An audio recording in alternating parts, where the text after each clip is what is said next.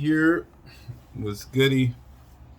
It's your boy, Top Slug, the Sofa King, Jay Haynes, and I'm back with another video. You see me? Um, shit, quarantine is over. CDC guidelines said get your ass back to work, and you see me. I mean, they got me in there. It's January 1st today. I wanted to start the year off right, and because of my job itself, I can't get money unless I'm there to make the money. So I had to go back all masked up. Symptoms, I'm pretty good, but I wouldn't have been there if they didn't give me a call and kind of put a little emphasis on just getting some stuff done, dealing with some customers. And even though I was sick, I was able to get through the day pretty well. I didn't really have a lot of coughing, sneezing. I hopefully didn't get anybody contagious. I washed my hands, kept on the proper equipment where I needed to.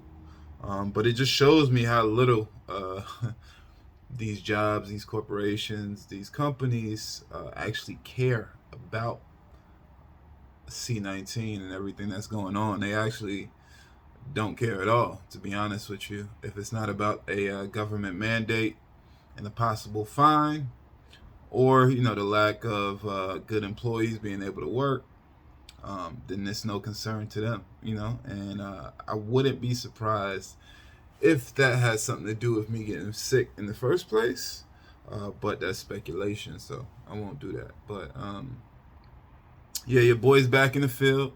I'm feeling pretty good. I'm feeling okay. I got through a whole, 8-hour, 9-hour shift today. And it went well enough. I mean, like I said, I wouldn't have been there if I didn't have to be, or I didn't feel like I needed to be, or if I didn't feel like I needed the money, versus just kind of staying at home another day. And, I wanted to push myself as well. With the beginning of the new year, I want to just start the year off right. I don't want to let, certain things hold me back. So if I'm going to do that in my personal life, if I'm going to do that in my, in personal relationships, if I'm going to do that with my children, then I guess it's only right? If I do that when it comes to my professional life as well. So the big thing is not getting anybody sick, of course, but outside of that, I'm back out here. I'll have to get tested in the coming days just to ensure that I'm sickness free. And obviously with the new mandates that they have coming up, they're really pushing weekly testing for someone in my position.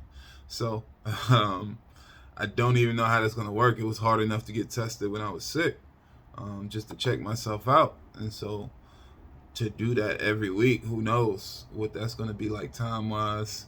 I mean, they're really just trying to make it inconvenient. Honestly, I wouldn't be surprised if the shortage of tests and the shortage of, locations to be tested wasn't all a ploy, and with people getting sick again and a possible second lockdown, I don't know if that's real or not, but I've been seeing things here and there. It's definitely, no rush on my end. You know what I mean? So, yeah, I mean, gotta make sure I ain't got no boogers, man. But yeah, no. And in this case, yeah, I mean, it's tough, but it's necessary, And I'm not gonna sit here and pout or whine or make too big a deal out of it. But please protect yourself. Please protect your livelihood. Please make sure that you put yourself in the best position to not get bullshitted throughout this change into how they're doing things with COVID, with C-19, and just I don't know how everybody's individual jobs are kind of acting about it, and their personal beliefs on the shot, or any type of treatment that you can or may not get. But I just want to send everybody love, light, all that good stuff, man, because that's what I'm about. But today I just wanted to come home fresh off work. I just walked in, wanted to kind of do my normal routine of maybe preing up something, trying to get an intro to a video, and then coming back once I can get into my slug form and relax and get back to you with more, But today, I just wanted to start the year off right. Like I said, it's January 1st, so I wanted to put a video out. I wanted to put some work in. I wanted to just get some content up.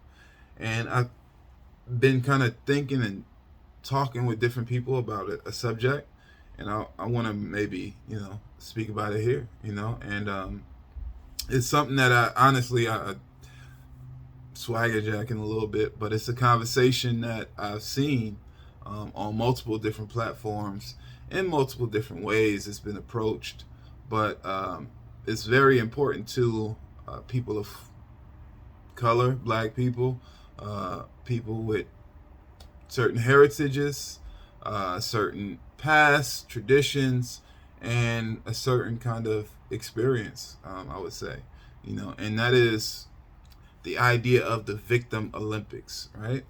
And to me, I really don't like to use that term in regards to race, because the things that come with race and this type of topic, the things that people are thinking about and speaking of, whether it be slavery, Jim Crow, all the different forms of oppression, the genocide of the, Native Americans, or, the Holocaust that the, people from Israel dealt with as well, and people who were in Germany at the time.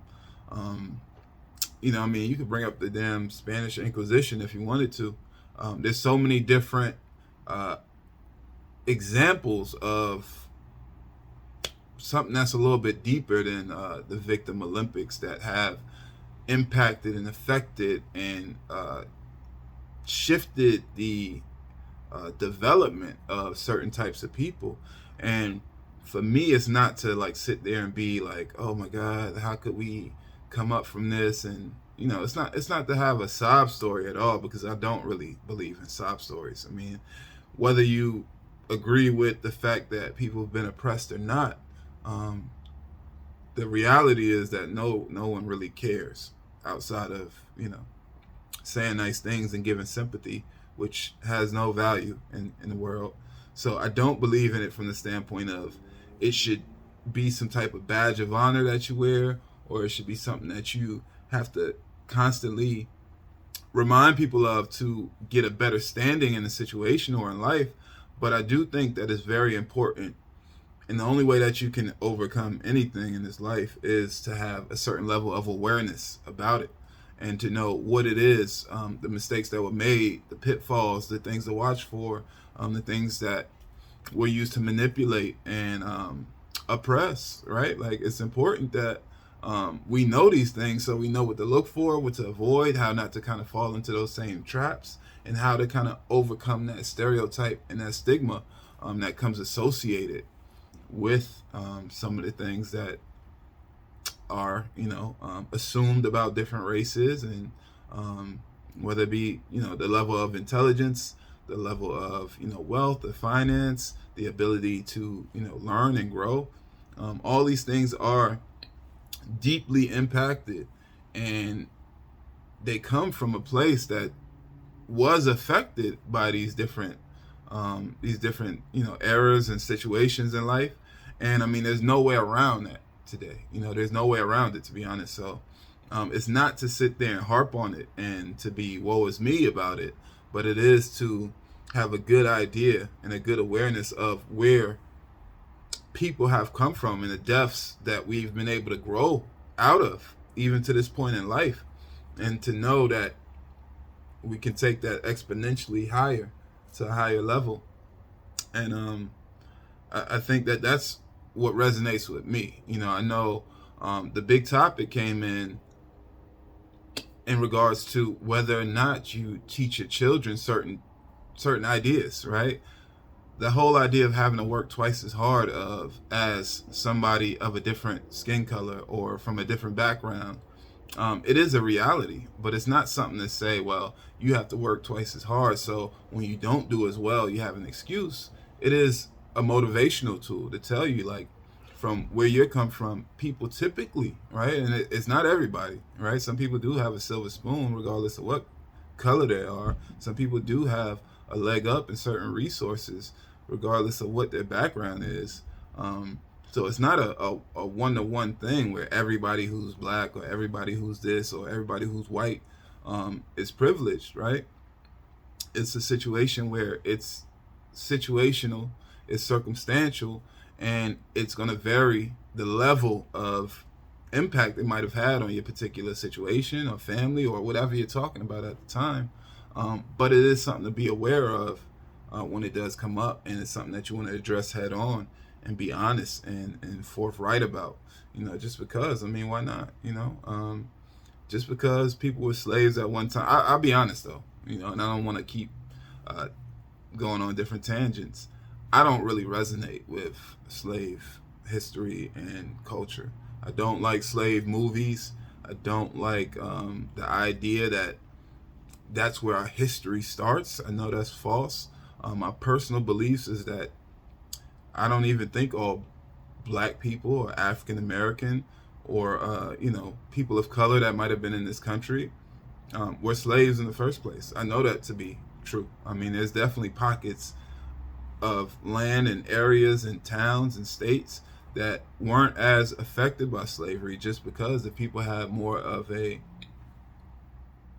foothold there. When the Pilgrims or whoever started that shit, when they came over, I mean, there's people who were already here, in my opinion. So there wasn't the same opportunity to just enslave and oppress those people. And a lot of slavery, the only reason why I believe it worked is because there was genocide, and the fact that they killed the able-bodied men and even children at the time, probably, to set things up in a way where they could have that type of stranglehold over the generations to come, and that type of fear. Because if you enslaving a generation of women and children, that's going to make that second generation of slaves that much more docile, and all the things that come with it. And just to be frank about it, right? I know niggas is, black people, I can't see us being 400, 500 deep and just taking a bunch of bullshit for years. For 400 years, and things not popping off a lot more than they've been kind of recorded in history. I'm sure there was a lot more uprisings. I'm sure there was a lot more free people, just because people were jumping off the boat. You think I'm scared to run for my life? I'm jumping off the boat to drown, right? I know what's at the bottom of the ocean. Well, I don't know, but I know I'm not supposed to be there. But I know what that is, right? You think I won't take my chances on foot? You lazy white niggas ain't. Let me not make it racial, but the lazy oppressors, I don't even know if they're really going that hard, especially if you got thousands of slaves, or you can go buy another one the next week. So, I mean, there's probably ways, and I can think of a lot of different circumstances where there's no way you can tell me that everybody was just a slave, and that's where the culture starts. And, before that, we were just this primitive people. I know that not to be true with cultures that they speak that way about now, just because we don't understand or it's different. So that, carries over into the past as well, at least in my personal beliefs. But like I said, coming from that type of viewpoint and that type of perspective, maybe it's easy for me not to participate in the Victim Olympics, because I don't think we were as victimized as they make it out to be. And I think that's also part of the oppression, right? When they make you think that, listen, black people, African Americans, not only did you get betrayed by your countrymen and sold into slavery, you also were so unintelligent and unmotivated and unambitious that you just let yourself be enslaved for 400 plus years. And oh yeah, the white people, we were bad for it, but think about the things we raped your woman, we beat you guys senseless, we, kept you in subhuman conditions, and you just let us do it because we're white and we're more advanced and intelligent, right? I don't believe that. You know what I mean? I don't believe that, and I think that's part of the gaffle as well. And with that being said, like, I don't resonate with that as a history for myself.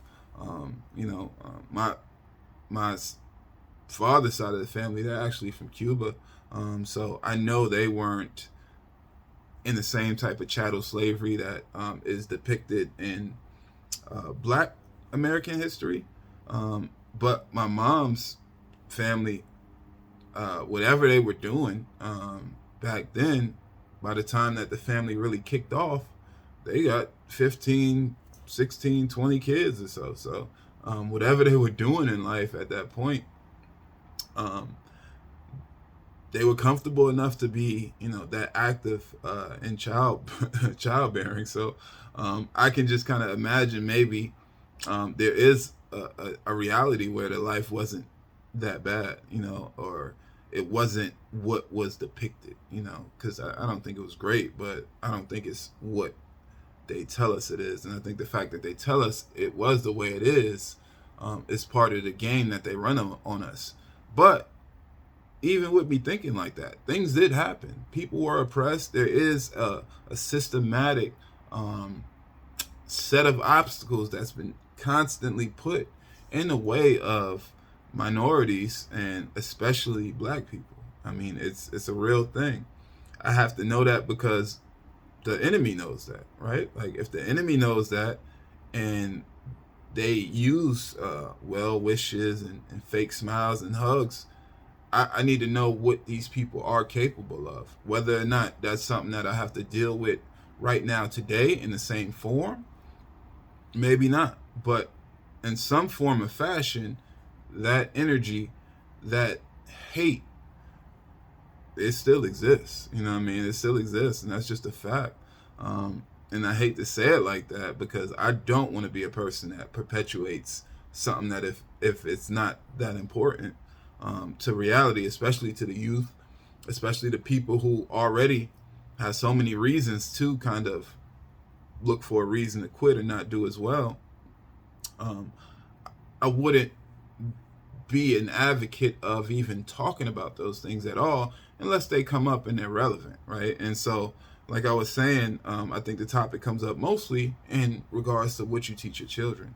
And what I want to teach my children personally is going to be the fact that there is so many different stories that aren't told, so much history that goes beyond what you learn in school, and hopefully that sparks the interest within them to ask questions versus me having to kind of push certain agendas on them either way, because I think that that's the most organic learning, and that's the way you kind of absorb the most information and retain it when you genuinely have an interest. So my children, up until this point, I haven't brought up race unless it was relevant, right? Unless it's, something going on in the world, Black History Month, someone great's birthday or a celebration of life, where the fact that they were Black is important to highlight.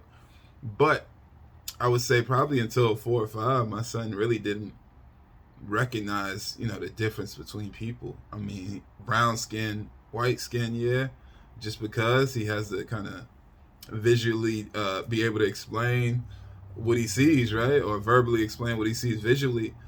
But aside from that, there's no kind of prejudice or a stigmatization of any skin color just because, we're all the same at the end of the day. And I hope that by the time they're in a place where they can think about these things a lot more critically, that this will already be such a more common thing, that the hate and the racism and oppression, it's much more of a I don't want to say side effect, but it's much more of a thing that's already being overcome than what it is now. But yeah, with my children, I think that it is important for them to know that because of who they are, what they look like, there is a chance that someone in a position of power, in a position of authority, may look at them a certain way, may have certain kind of stereotypes or prejudices against them. Not to be paranoid about it, but to be aware that it can exist, so that you carry yourself in a way that is above some of that reproach, right? And it's really just about the awareness to know, number one, who you are, number two, where you come from, number three, with the people who have laid a path and kind of took some of the arrows and the lashings and some of the hate to change the world, to get us in the position to where we are today, which is a much more privileged and a much more comfortable environment for us to grow and be able to develop and overcome some of these things. And it's important for us to know who we are as a people, right? And unfortunately, because of who other people are, and because of the way that this world, spirituality aside, right, because of the way this world works, it's affected us negatively, right? It's affected us negatively, and we've had to overcome.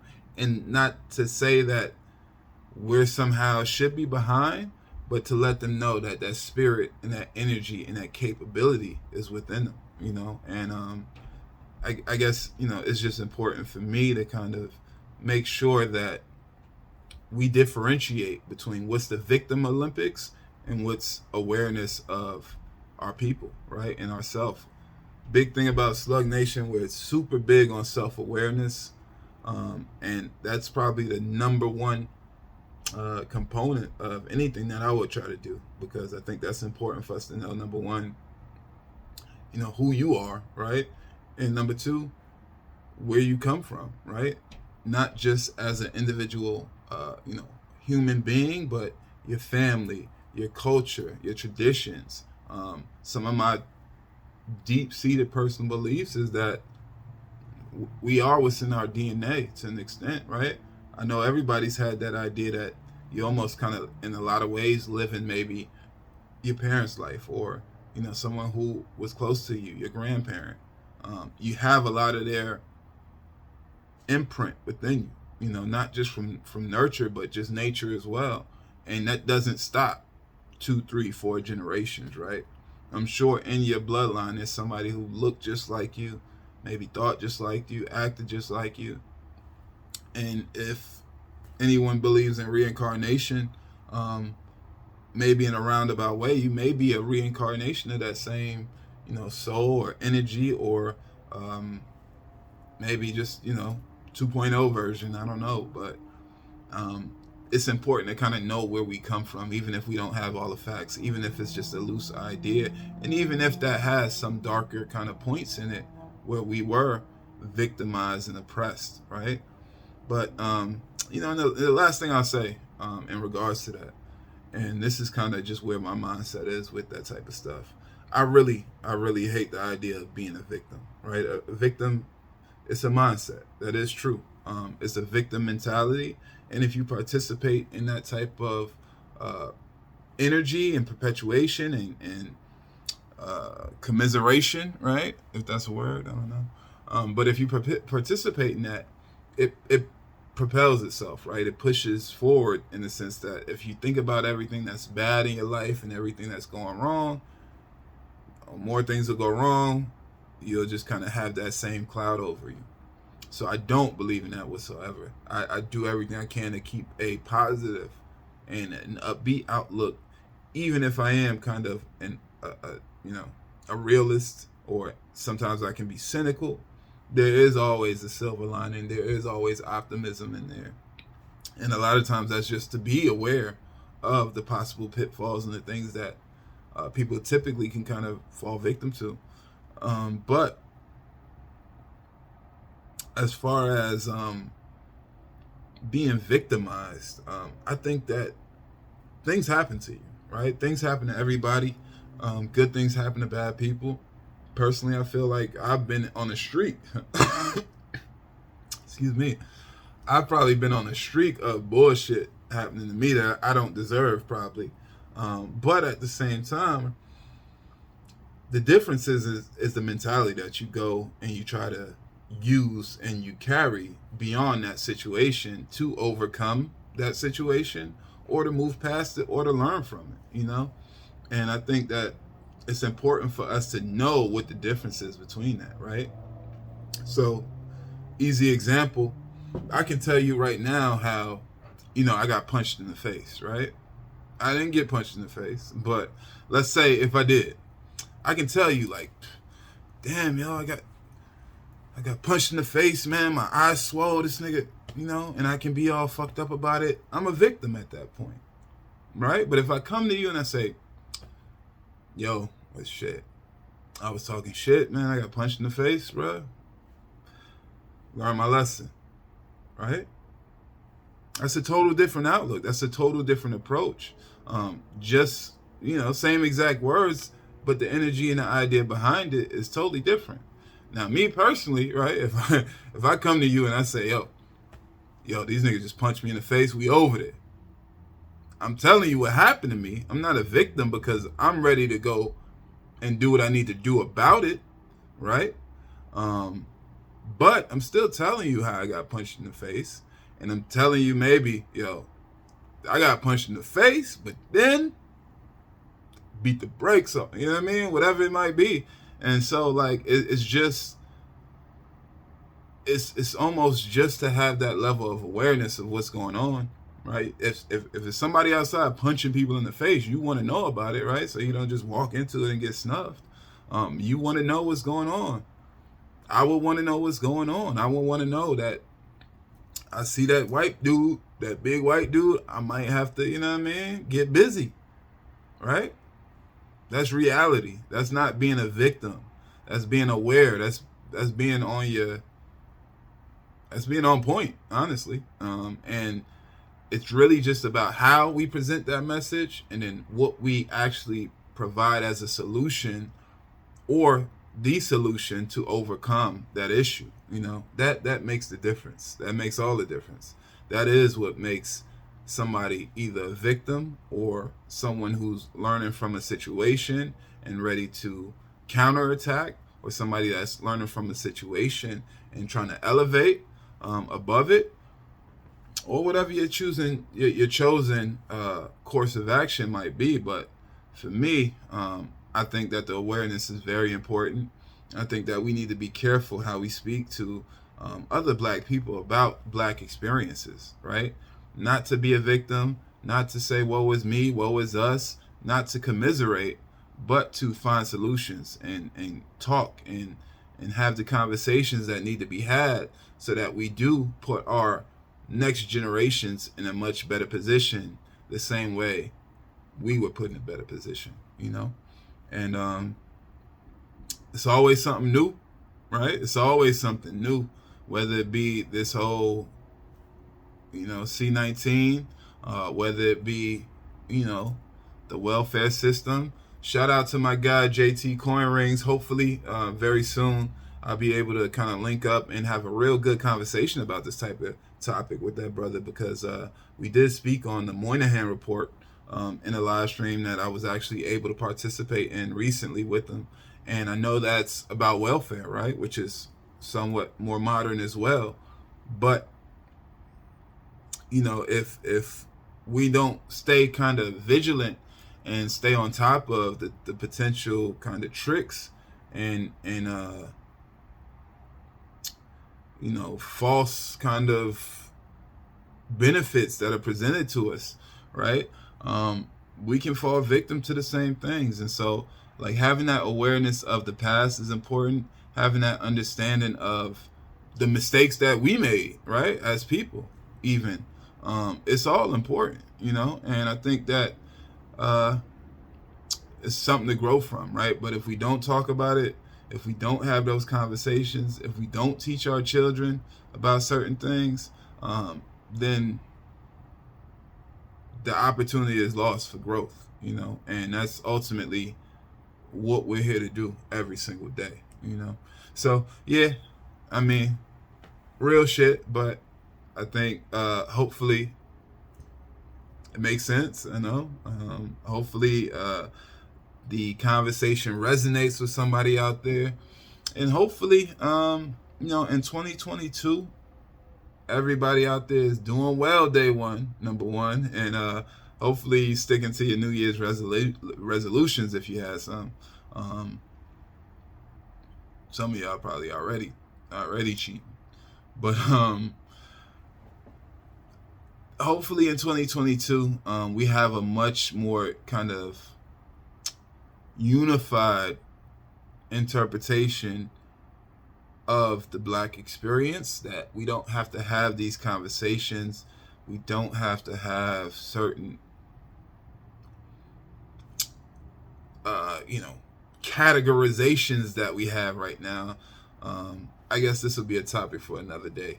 Personally, as somebody who is of a quote-unquote mixed ethnicity, the idea of ADOS versus non-ADOS, some people being quote-unquote Black, some people being Afro-Latina, some people being Caribbean. Bruh, I'm from New York City, man. All y'all Black people, all y'all niggas, even the Spanish ones, a lot of times, right? And if you know anything about these countries, they have the same dynamics that we have, right? Like, my family's from Cuba, and I don't know, right, a whole bunch about the history, because it's something that they didn't talk about. Once they defected, my great-grandmother, once they defected and moved to the States, it's almost like they disavowed any knowledge, right? They started considering themselves more Jamaican than Cuban, damn near, and my grandmother, who is a Cuban native, she actually doesn't rep Cuba. She reps Jamaica, because that's where they left to initially, and that's where some of my family is from, obviously. But with that being said, like, so what? I'm Afro Latino? You know what I mean? No, I'm Black, bro. Like, I've never checked off a Spanish box in my life. I'm a Negro, right? I'm a Black person. My mom's family's from Quitman, Georgia, right? So, like, where does the line even go, right? I don't know anybody who's 100% this or 100% that.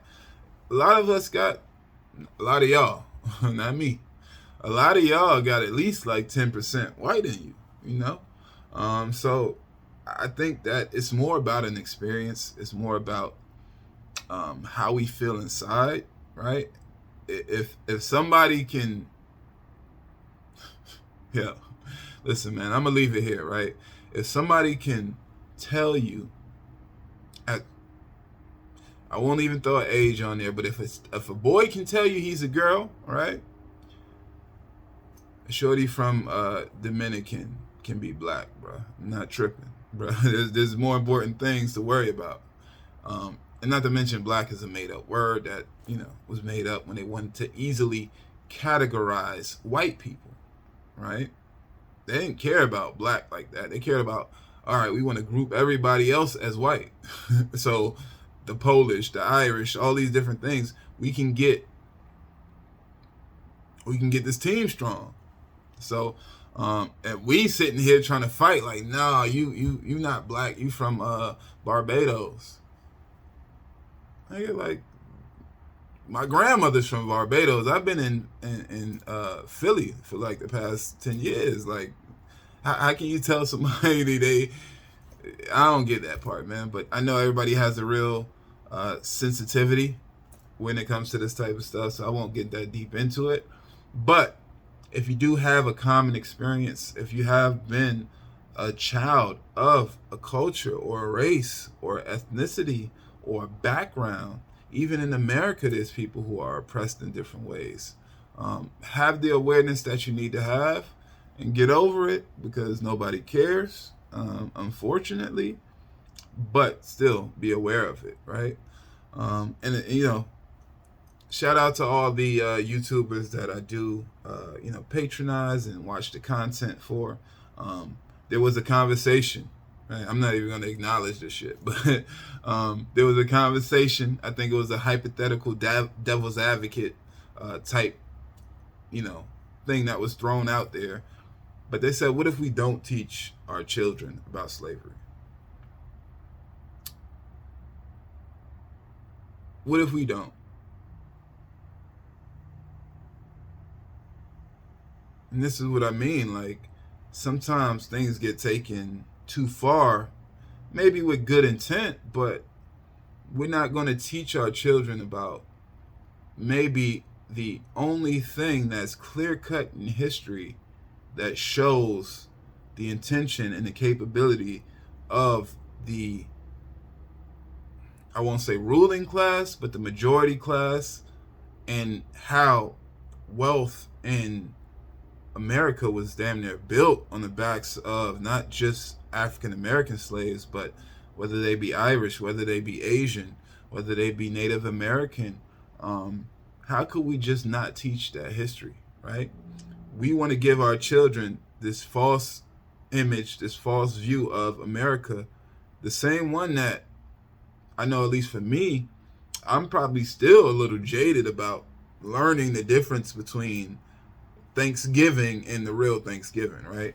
I'm probably still jaded about learning the fact that there were people here before Christopher Columbus, when they had me singing songs and thinking that this corny white dude who was a, you know what I mean? Look up Christopher Columbus, but it wasn't nothing to be sung about. That he discovered America, right? Like, how stupid did they have us as children thinking that a person could discover a place, right? Like, what? Like, in the 1400s, maybe, let me specify, but honestly, what we know about the world now, what we know about ancient history, what we know about primitive culture, that's such an idiotic kind of idea and statement, right? I mean, whatever. But like I said, man, we have to just make sure that we do give this information the right way. And it's important for our children to know, but it's important for us not to be victimized as well by the past or by things that we've already started to overcome. We just need to have the awareness that it exists, and an awareness so we can continue to find a path forward. You heard? So I'm gonna let this one rock, man. I done yap for like 40 minutes again. I don't know if that's passion. I don't know if that's boredom. I don't know if I just need somebody to talk to. But it's your boy. It's your man. It's the guy. Top Slug. Sofa King. We out.